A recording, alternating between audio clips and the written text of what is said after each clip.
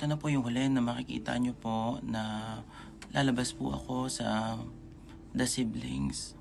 Ito na po yung huli na makikita nyo kung nakasama po si ate. Ate, gusto ko lang sabihin sa'yo na sorry. Sorry kung mahina ako. Sorry kung sumuko agad ako. Alam ko marami pa tayong pangarap na gusto nating makuha. Pero mukhang hindi na ako makakasama dun. Thank you kasi ang dami kong natutunan sa'yo. Thank you kasi minahal mo ko. Thank you kasi nagpaka-ate ka para sa akin. Ang bilis ng panahon, no? Alam ko, ate, na malayo na yung narating natin pero alam kong mas malayo pa yung mararating mo. Pasensya ka na din, ate, kung hindi ko masabi sa'yo ng personal to. Sa mga sumusuporta sa amin dyan sa The Siblings. Opo, tama po yung narinig nyo. Ito na po yung una't huli na makikita nyo po na kasama ko po si ate sa vlog na to. Salamat din po sa pagtutok at pagsuporta po sa journey namin. Salamat din po sa inyo kasi kundi rin naman po dahil sa inyo, wala rin naman po kami or wala rin naman po ako sa posisyon ko na to. Ako na po mismo ang sasagot kung bakit po titigil po ako sa pagbablog dahil po gusto ko na rin pong magkaroon ng sarili ko rin pong buhay. Kasi alam ko po na hindi po ako mag-grow kung palagi po ako nakasandal kay ate. Bukod po doon ay magsasama na rin po kami ng partner ko po.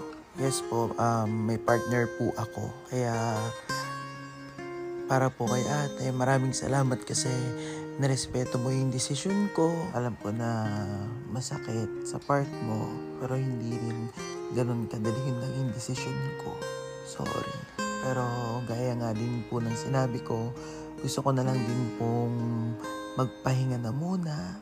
Gusto ko muna po ng tahimik na buhay. Kaya para sa ate ko, mahal na mahal kita. Sorry kasi hindi ko na matutupad yung mga pangako ko sa'yo. Ito na lang lagi mo tandaan, ate, na palagi kang nasa puso ko at walang sino man ang makakapagbabago nun. Ni-clear out ko lang walang away na nangyari sa loob sa amin. Umiyak ako kasi malungkot lang ako. Pero syempre di na kami magkasama sa bahay. At the same time, syempre, kapatid ko pa rin ito. Kaya parang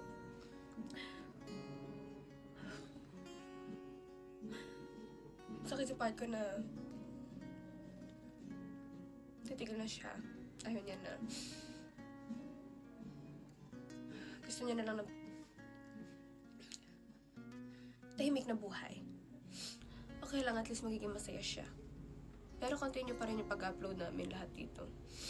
Naalis lang siya sa vlog pero magkikita pa rin kami. Dapat ipopost lang namin. Pero parang unfair naman sa lahat kung ganun. Nagsimula siya sa vlog, tapusin niya sa vlog.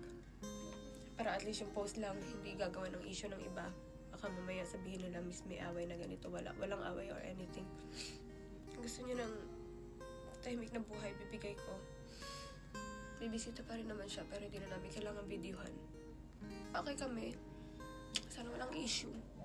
Sa bagong partner ng kapatid ko, lagaan mo na lang.